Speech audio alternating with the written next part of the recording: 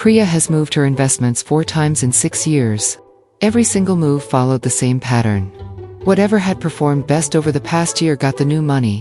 Whatever had performed worst got sold. It felt, every single time, like the obviously smart move.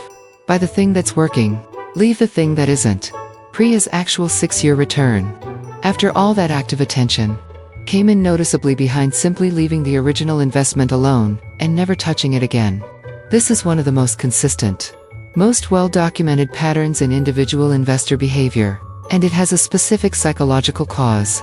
Recency bias, the tendency to weight recent information far more heavily than it actually deserves, simply because it's the information sitting closest to the front of your mind. Here's why this particular bias is so dangerous specifically in investing, more than in most other areas of life. In a lot of contexts, recent information genuinely is the most useful information. If a restaurant's last 5 reviews are terrible, that probably tells you something real and current. Markets don't reliably work that way. An investment's performance over the last 12 months is a remarkably weak predictor of its performance over the next 12. And in many well-studied cases, funds and sectors that performed best recently go on to perform roughly average or worse afterward, simply because strong performance eventually attracts enough new money to make future outperformance harder to repeat. Fund flow data backs this up with real numbers. Across decades of tracked mutual fund investments, money consistently flows into funds after they've already had their best recent stretch, and flows back out after their worst, meaning the average investor, in aggregate, is systematically buying after the good part already happened, and selling after the bad part already happened. This isn't a small handful of unlucky people making occasional mistakes. It's close to the default pattern, repeated across millions of individual decisions, each one feeling, in the moment, like it was based on solid, current evidence. This produces a specific, well-documented gap that researchers sometimes call the behavior gap, the difference between the return a fund actually generates over time and the return its average investor actually experiences. The fund itself might post a perfectly respectable long-term number. The investors inside it, entering and exiting based on recent performance rather than staying put, often experience something meaningfully lower, simply because their money wasn't actually present for the fund's best stretches and was disproportionately present for its worst ones. The fund didn't fail anyone. The timing did. Priya's pattern matches this almost exactly. The fund that got new money in year 2 had just finished an unusually strong 12 months, strong enough to show up prominently, get mentioned by a coworker, feel like an obvious win. It performed roughly average for the following 2 years, nothing dramatic in either direction, which is exactly what you'd expect from a fund whose recent strength had already priced in whatever made it strong in the first place. Meanwhile, the fund Priya sold after a rough year went on to recover fully within 18 months, recovery Priya never saw, because the money that would have benefited from it had already moved somewhere else, chasing a different recent story. Here's the part that makes recency bias so much harder to catch than it sounds like it should be. It doesn't feel like chasing performance. It feels like paying attention. Checking recent returns before making a decision seems like exactly the kind of due diligence a responsible investor is supposed to do. The bias isn't in looking at recent performance. That information is real and freely available. The bias is in how much weight gets assigned to it, relative to how little predictive value it actually carries. A mismatch that's almost impossible to feel from the inside, because attention itself feels like diligence, regardless of whether the thing being attended to is actually useful. There's a specific reason recent information feels so much more convincing than it deserves to. It's vivid. It's easy to recall. It has a story attached, a clear narrative about what happened, and why. Assembled after the fact. That feels like understanding, even when it's mostly just pattern matching, applied to noise. Older, more complete data, spanning full market cycles instead of just the last exciting stretch. Doesn't come with the same emotional pull, even when it's a dramatically better guide to what's likely to happen next. Psychologists sometimes describe this as the availability heuristic working alongside recency bias. The mind treats how easily something comes to mind as a stand-in for how important or predictive it actually is.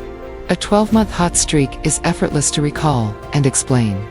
A full 10-year cycle, including the boring stretches and the uncomfortable drawdowns, takes real effort to hold in mind all at once. And effort is exactly the kind of thing a busy brain looks for shortcuts around. especially when a simpler, more vivid story is sitting right there instead. So what actually helps? According to the research on this specific bias, the most consistently effective fix isn't willpower or discipline. In the moment a decision gets made, by the time recent performance is sitting in front of someone, the pull has already started working. The fix that actually holds up is structural, deciding an allocation in advance, on a fixed schedule, completely disconnected from any specific fund's recent story, and then rebalancing back to that same target on a calendar basis, rather than in reaction to whatever happened most recently. This doesn't require predicting anything. It just requires refusing to let the most recent 12 months quietly rewrite a decision that was never actually about the most recent 12 months in the first place. Priya switched to exactly this, after finally running the actual 6-year numbers, and seeing, in black and white, what all that attentive moving around had actually cost. A fixed allocation. Decided once, reviewed and rebalanced twice a year on the same 2 calendar dates, regardless of what had recently gone up or down. Not because Priya stopped caring about performance, because the caring had been the exact mechanism doing the damage. Dressed up as diligence the entire time. Rebalancing on a fixed calendar date does something subtle but important that a reactive decision never does. It occasionally forces the exact opposite of the instinct that was causing the damage.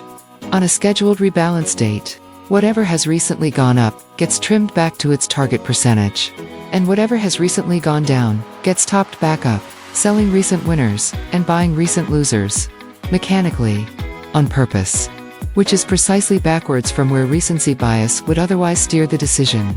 The calendar doesn't know or care what the news said this month, which is exactly the point. The fund that's up the most this year will very likely be a name in the news, in a coworker's excited conversation, in a recommendation that feels urgent and current. That pull is not going away, and it's not a flaw specific to any one investor's judgment. It's what recent, vivid information does to every human brain, reliably, whether or not the person feeling it happens to know the research behind why. The actual skill was never resisting the pull through sheer willpower, in the moment. It was building a system, in advance, that never has to feel the pull at all. There's a quieter version of this same mechanism worth naming, because it doesn't only affect what people buy and sell, it affects how confident people feel about their own strategy in the first place. A single good year makes almost any approach feel validated, brilliant, worth doubling down on. A single bad year makes the exact same approach feel broken, worth abandoning. Neither reaction is really about the strategy's actual quality, which usually can't be judged honestly from any single 12-month window at all. Both reactions are recency bias, just aimed inward instead of at a specific fund. If this changed how you think about your own last few investment decisions, subscribe, because we'll keep telling these stories, the psychology first, the money second, the same way we always have. Same honest stories, same simple truth. See you in the next one.